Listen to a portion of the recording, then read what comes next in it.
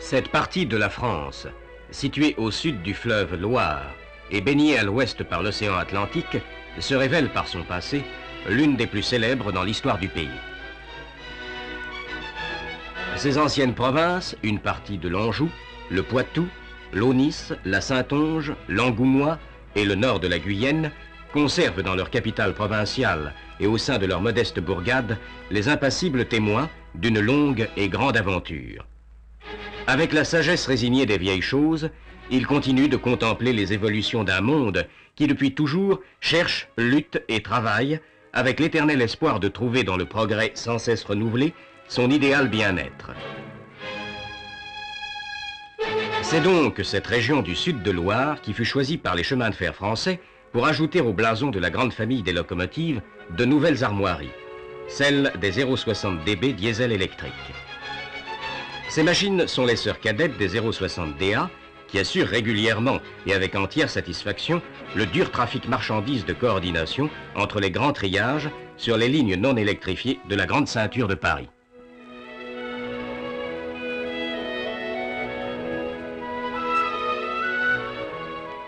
Les nouvelles venues auront pour mission de remplacer la traction vapeur sur les trains rapides express et marchandises desservant cette région du Sud-Loire, qui ne verra pas son ciel rayé par les caténaires d'une électrification future. Depuis longtemps déjà, des autorails à moteur diesel, vieux habitués des campagnes poitevines, d'Aunis ou de Saintonge, fraternisent avec, comme on aurait dit autrefois, les monstres de fer et de fumée. Ils sont vraiment les pionniers d'une ère nouvelle dans l'histoire du chemin de fer qui s'affirme aujourd'hui par la mise en service des 060 DB et autres engins moteurs, c'est-à-dire la dieselisation totale d'une partie de la région ouest de la SNCF, le sud de Loire.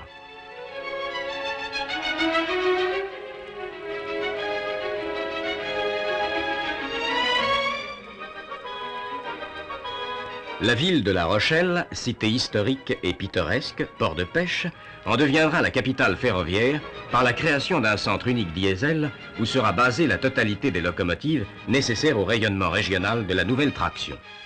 C'est alors que l'on verra disparaître définitivement des dépôts de La Rochelle, Saintes, Niort, Bressuire, Saint-Mariens et d'autres encore, le chemin de fer à vapeur qui bientôt tombera définitivement dans le domaine des archives poussiéreuses et du souvenir, vaincu lui-même par son progrès.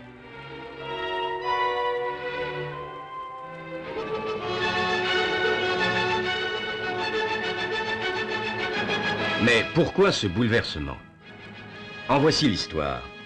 Depuis que le chemin de fer existe, des années et des années se sont écoulées sur ces paysages calmes et reposants, seulement troublés par le passage sonore des trains, laissant dans leur sillage un panache de fumée, comme un éphémère souvenir de leur fugitive présence.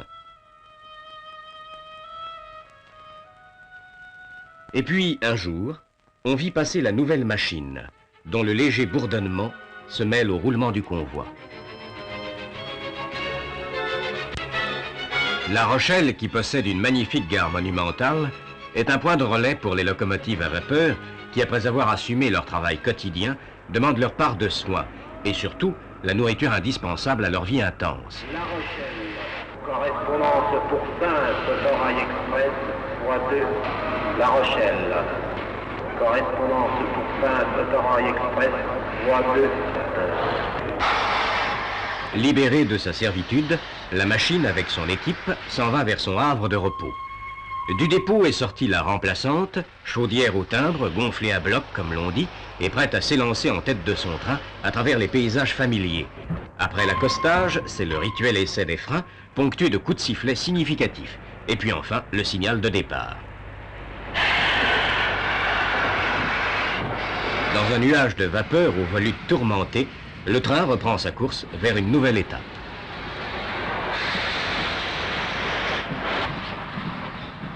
Au dépôt, constamment voilé par la fumée comme par une trame grise, la locomotive qui rentre après sa course se dirige vers le toboggan à charbon. Pour son équipe, le mécanicien et le chauffeur auquel elle est confiée, va commencer toute une série d'opérations de rentrée absolument nécessaires, mais assez peu agréables, car l'homme doit soigner la machine avant de songer à lui-même. Charbon et briquettes sont déversés dans le tender sous le regard attentif du mécanicien qui, comme une bonne ménagère faisant son marché, surveille la qualité et le bon compte de ce qui lui est donné.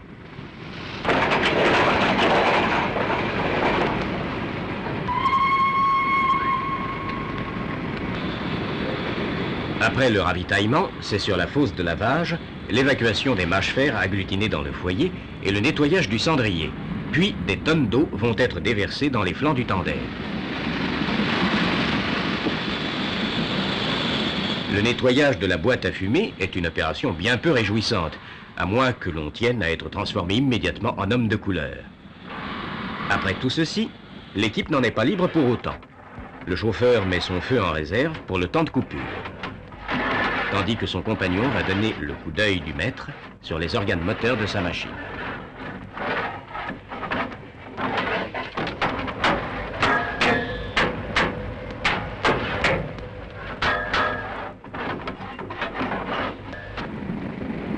Discrète et presque silencieuse, une 060 dB arrive à son tour au dépôt. Le conducteur diesel, après avoir déconnecté, inspecté les compartiments moteurs et fait le tour de son engin afin de s'assurer qu'aucune anomalie n'est à signaler, pourra, après avoir pris les ordres du prochain parcours, partir se reposer en toute quiétude et se détendre dans les salles de ce bâtiment qui abrite le sobre confort d'un hôtel bien tenu, mis à la disposition du personnel de conduite.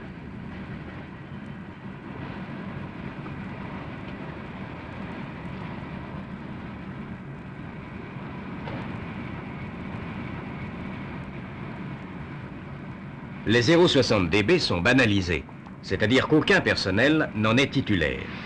C'est pourquoi un agent spécialisé s'occupe de l'entretien de la machine dès sa rentrée, qui après un court séjour au dépôt peut repartir avec un autre conducteur.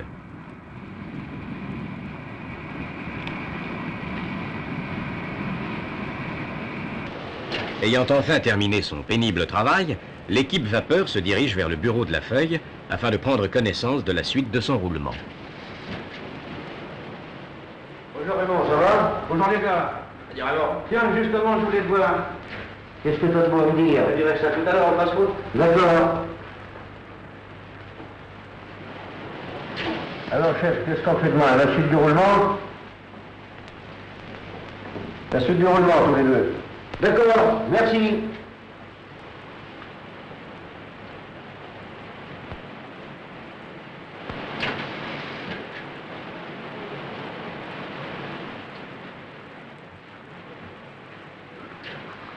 Allez, il en a pas beau. À la douche. Moi, je vais aller casser la côte. Alors, tu peux te foutre de nous, là. Tu sais pourtant bien ce que c'est que le vapeur. Tu y as aidé. Mais t'en fais pas. Bientôt, on sera comme toi. Des mondains de la traction. Mais j'espère bien. Enfin, si monsieur n'est pas trop fatigué de conduire son tramway, on pourrait peut-être lui faire une petite pelote après souper. En 5 minutes, on est là. Bon appétit. Merci, Génois. À tout à l'heure. Dans 5 minutes, ça m'étonnerait.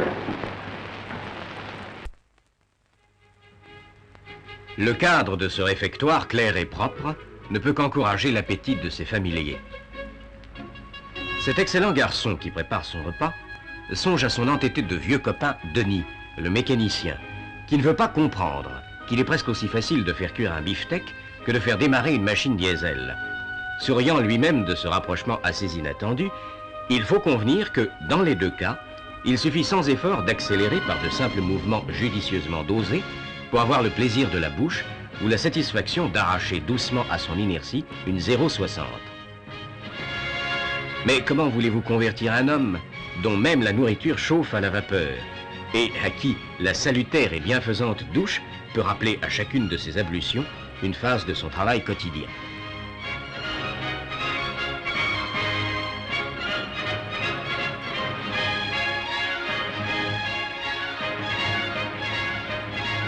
Mais trêve de plaisanterie et fermons cette parenthèse un peu cavalière, car il y a déjà longtemps que les 5 minutes accordées avec déjà un certain scepticisme à l'équipe vapeur ont été largement dépassées et la partie de belote projetée paraît sérieusement compromise.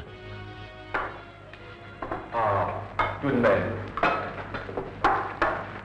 Vous ne faites pas l'heure, les gars.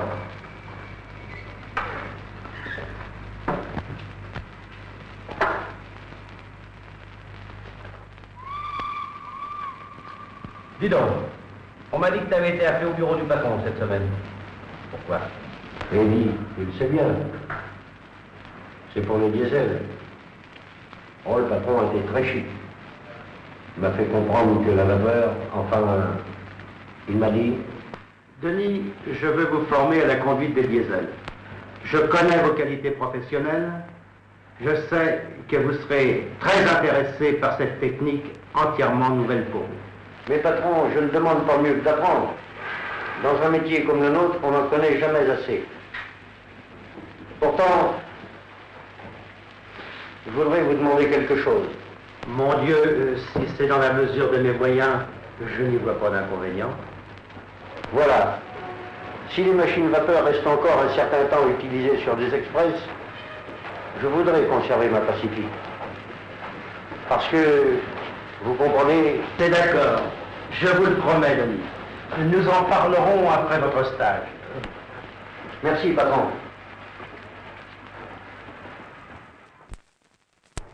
C'est l'heure du repos bien gagné pour les hommes comme pour les machines. La Pacifique semble s'être assoupie, tandis que son maître s'agite sur sa couche, visité par un rêve étrange. Un rêve tentateur et presque diabolique. Pour lui, un vrai cas de conscience.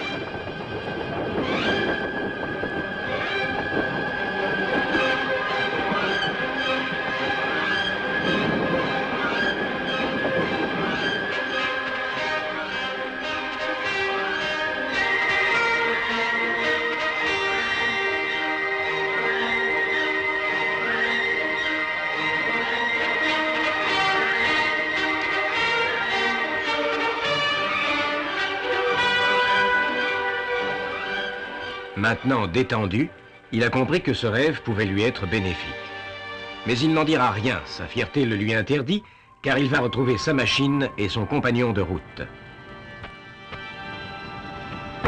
Les deux hommes, une fois de plus, vont se livrer à de longs préparatifs qui lentement redonnent la vie à la machine en la faisant sortir de sa somnolente torpeur.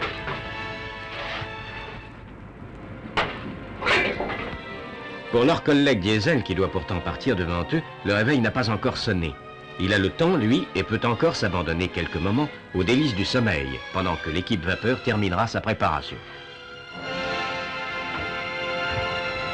Enfin, la chaudière est au timbre, et Denis termine le graissage. C'est alors qu'arrive frais et dispo l'ami Raymond, qui, après une plaisanterie bien innocente mais peu flatteuse sur la lessiveuse de Denis, se dirige vers la 060 dB qui l'attend sur la voie de départ.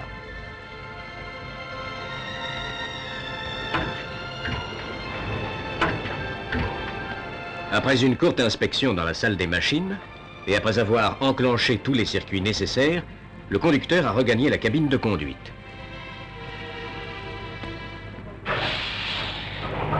Par une légère pression de la main sur une des manettes du pupitre, il lance successivement les deux moteurs diesel.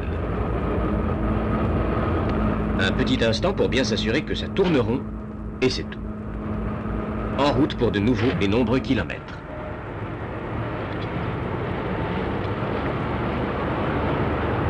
À son tour, l'équipe vapeur et sa machine quittent le dépôt de La Rochelle.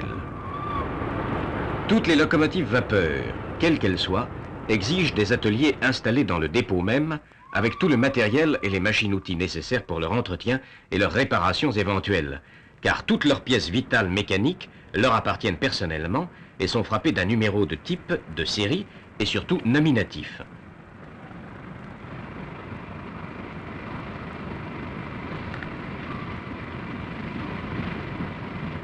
Cet inconvénient, selon l'importance du travail, qui est toujours de précision, oblige l'immobilisation parfois assez longue de la machine, qui fera défaut dans l'effectif du parc de l'attraction.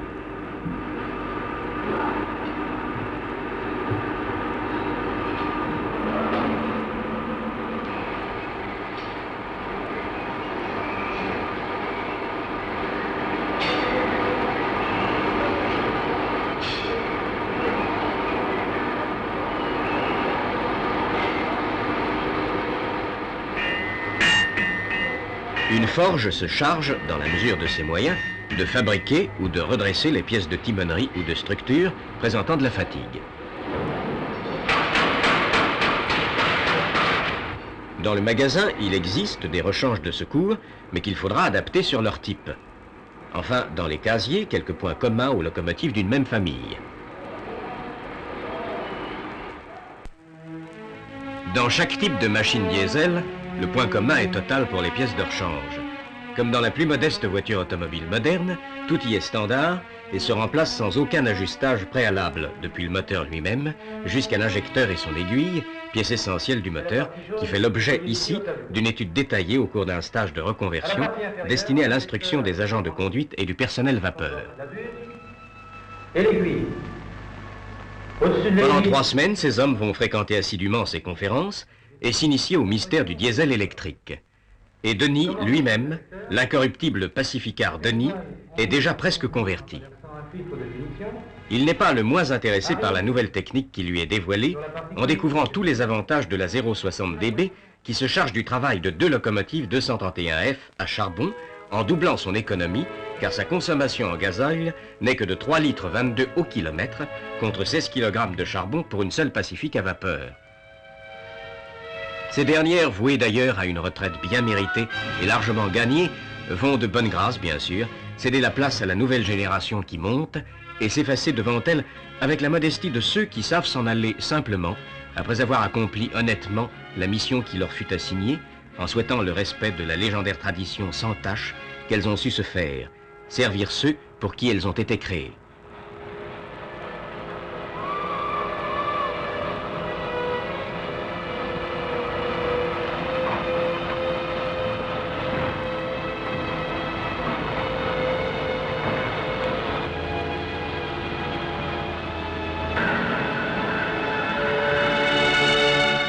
Bien rangés sous la rotonde, les éléments de la nouvelle cavalerie attendent impatiemment le signal de la relève qui leur donnera la liberté de prouver qu'elles sont dignes de remplacer avantageusement leurs aînés.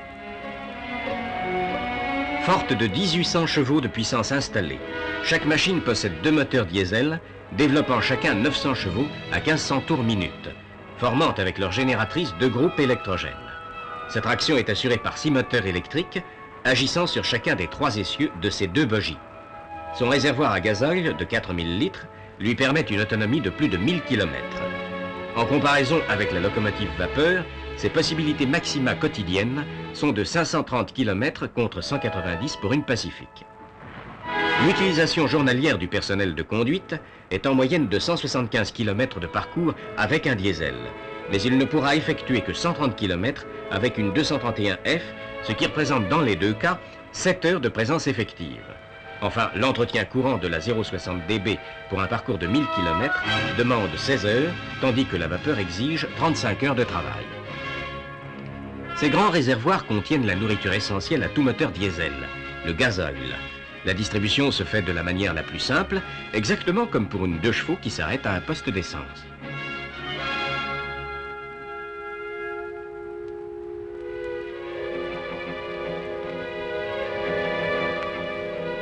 Après les 3 semaines de cours théoriques, l'élève conducteur Denis et son chauffeur vont passer à la pratique sous la direction de leur vieil ami Raymond, maintenant expert dans la conduite des 060 DB.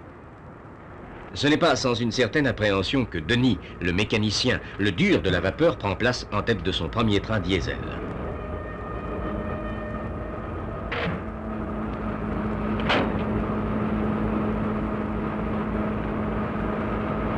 Allons-y. Denis va tourner, cran par cran, le volant de commande jusqu'à ce que le démarrage se produise. Contacteur et relais s'agitent. 1300 ampères au 3e cran. Avec souplesse, la machine entraîne irrésistiblement son train. On continue. 1500 ampères. L'effort se poursuit. Déjà aux côtés du maître, l'élève peut apprécier dès les premiers tours de roue avec quelle facilité le démarrage s'obtient. L'intensité diminue, l'effort de traction nécessaire au décollage de la rame est terminé.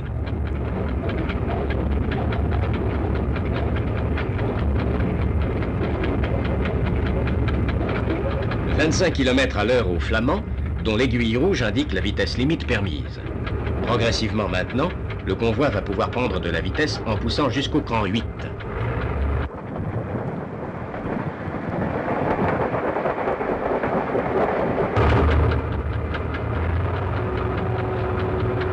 Aux environs de 45 km à l'heure, le volant est ramené au cran 1.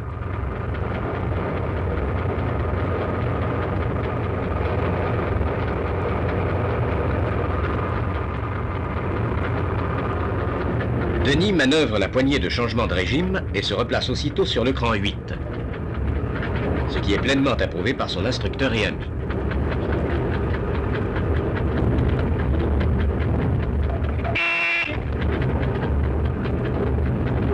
80 km/h, le volant est une fois encore ramené en arrière, mais au cran 3.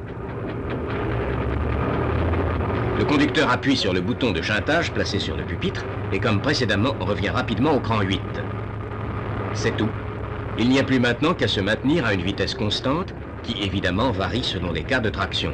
Elle peut aller de 45 à 50 à l'heure pour les lourds trains de marchandises, jusqu'à 130 lorsqu'il s'agit de trains de voyageurs légers et rapides.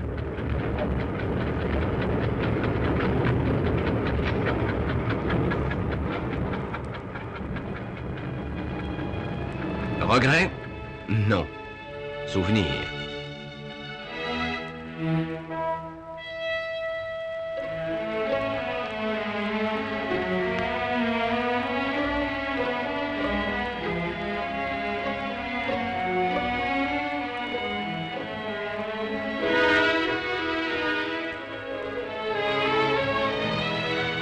Après un stage de 2 semaines à la conduite des diesels électriques 060 dB, le nouveau conducteur Denis et son compagnon vont être lâchés. Pendant que les deux hommes reçoivent les derniers conseils avant de repartir seuls, cette fois, un agent fait le plein de gasoil en gare, car à présent, les roulements n'exigent plus, comme au temps de la vapeur, la relève de La Rochelle.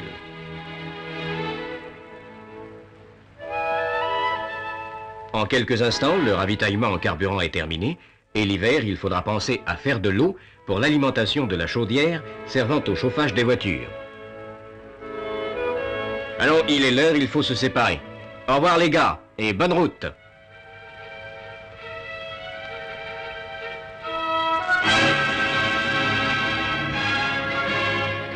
Enlevant son train avec brio, Denis fait la joie de son vieux copain Raymond, fier de ses 2 victoires, celle d'avoir fait un bon conducteur et celle d'avoir converti un têtu de la vapeur en fervent de la dieselisation. Partout, dans la zone intéressée, et en raison des économies évidentes qu'on pouvait en attendre, la traction diesel s'est progressivement substituée à la vapeur. Les autorails rapides et confortables, qu'ils soient directs ou omnibus, sont autant de traits d'union entre petites villes et grands centres. Les locomotives 040 DE avec leur moteur diesel de 825 chevaux, qui remorquent les trains de marchandises sur les lignes secondaires, font aussi bien le service de manœuvre dans les gares et les grands triages. Il y a aussi les 030 DA de 510 chevaux qui sont destinés au petit trafic de relations dans les embranchements et au travail de manœuvre. Enfin, les modestes, les locotracteurs de 150 et de 60 chevaux qui, à longueur de journée, dans les gares de moindre importance, trient, poussent et lancent des wagons qui formeront les trains de messagerie et de marchandises remorqués sur les grandes lignes par les nouvelles locomotives diesel électriques.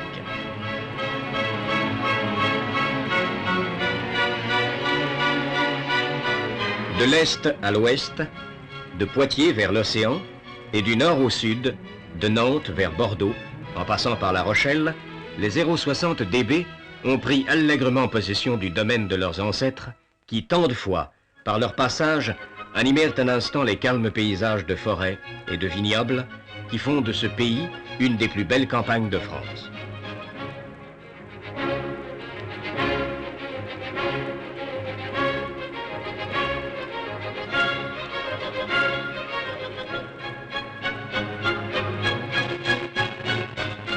La dieselisation de la région Sud-Loire n'est pas un essai ou une expérience, mais bien une application décisive de la traction diesel et diesel électrique. Engloutissant progressivement dans le passé tout ce qui ne doit plus être, de par la volonté des hommes et la force du progrès, elle est un peu comme à l'image du proche océan, dont la marée montante, recouvrant la grève, s'arrêterait là.